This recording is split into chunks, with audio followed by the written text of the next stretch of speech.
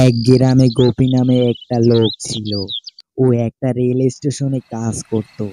সব ঠিক মতো চলছিল, কিন্তু একদিন কাজ থেকে ফিরতে দেরি হয়ে যায়। বাইরের বৃষ্টির কারণে ও কোনো রিক্সাওয়ালাকে দেখতে পাচ্ছে না। আরে এ কি, আজ তো কোনো রিক্সাওয়ালা নেই। এখন কি করব? এক কাজ করি, রেল লাইনের পাশে পাশে চলে যাই। গোপী ছাতা নিয়ে রেল লাইনের ওপার দিয়ে যেতে শুরু করে। ওখানে ও ছাড়া আর কেউ ছিল না। ওখানে অনেক অন্ধকার ছিল।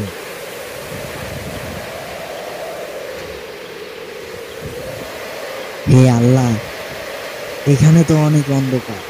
এই রাস্তা দিয়ে এসে ভুল করলাম না তো? তখন ওর পিছন থেকে ওর নাম ডাকে। আরে মরে গেলাম রে, এখানে তো কেউ নেই, তবে পিছন থেকে আমার নাম কে ডাকে? কি করব? তারপর গোপী পিছনে ফিরে দেখলো ওখানে কেউ নেই।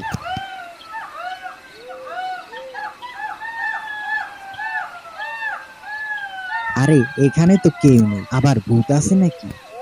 তারপর ও ভাগতে থাকে, আর ভাগতে ভাগতে ওর ঘরে পৌঁছে গেল। সীমা, সীমা, জলদি দরজা খোলো। আরে সীমা, দরজা খোলো। হ্যাঁ, আজ আপনার কি হয়েছে? তো ভয় পেয়ে আছেন কেন? আরে ঘরে চলো, আজ তো আমি ভালোই ভালোই বেঁচে গেছি। আজ বৃষ্টির কারণে কোনো রিক্সা পাইনি, তাই রেল লাইন ধরে আসতে থাকি। তখন এক মহিলা আমার নাম ধরে ডাকে, আর আমি পিছনে ফিরে দেখলাম ওখানে কেউ ছিল না। হে আল্লাহ, আপনি পিছনে ফিরে কেন দেখলেন? আপনি এটা কি করলেন?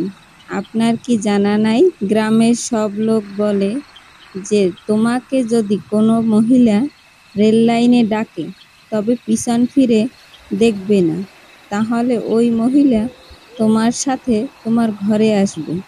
আরে মরে গেলাম রে, এটা তুমি কি বলছো? সীমা, আমি পিছনে ফিরে দেখেছি, কিন্তু আমি ওখানে কাউকে দেখতে পাইনি। এখন কি হবে? এখন কি ওই ডাইনি আমার পিছন পিছন ঘরে আসবে? তখন জোরে জোরে ওর ঘরের দরজা ধাক্কা দিতে থাকে। আরে মরে গেলাম রে, এত রাতে কে আসলো? হায় রে, আবার ওই ডাইনি আসলো না তো? সীমা গিয়ে দেখতো কে আসছে। তখন সীমা দরজা খুলতে আসে, আর দরজা খুলে দেখলো ওখানে কেউ নেই। তারপর সীমা দরজা বন্ধ করে দিয়ে ঘরের ভিতরে গেল। তখন আবার কেউ দরজা ধাক্কা দিতে থাকে। আরে এখন আবার কে আসলো? ওখানে তো কেউ ছিল না। সীমা আবার দরজা খুললো, দেখলো বাইরে কেউ নেই। মনে হয় কোনো বাচ্চা দুষ্টুমি করছে। তারপর দরজা বন্ধ করে দিল, কিন্তু বাইরে কেউ গোপীর অপেক্ষা করছে। আরে সীমা, মনে হয় কেউ মজা করছে। তারপর আবার দরজা ধাক্কা দিতে থাকে। সীমা, এবার আমি যাচ্ছি, তুমি এখানে দাঁড়াও, এখন বাচ্চাদের শিক্ষা দিতে আসি।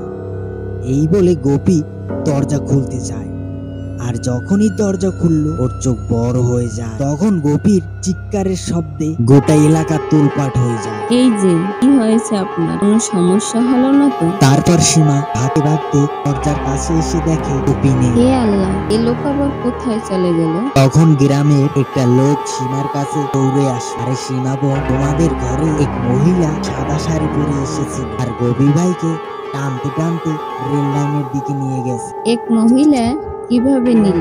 আরে বোন, ও কোনো মহিলা না, আর পা উল্টা ছিল। ও ওই ডাইনি, যাকে সবাই রেল লাইনের উপর চলতে দেখো। হে আল্লাহ, বীরু ভাই, আমাদের ওনাকে বাঁচাতে হবে, চলেন আমার সাথে। তারপর বীরু কিছু গ্রামের লোক নিয়ে রেল লাইনের কাছে গেল। ওখানে অনেক অন্ধকার ছিল। এর পরের পর্ব খুব শীঘ্রই আসছে।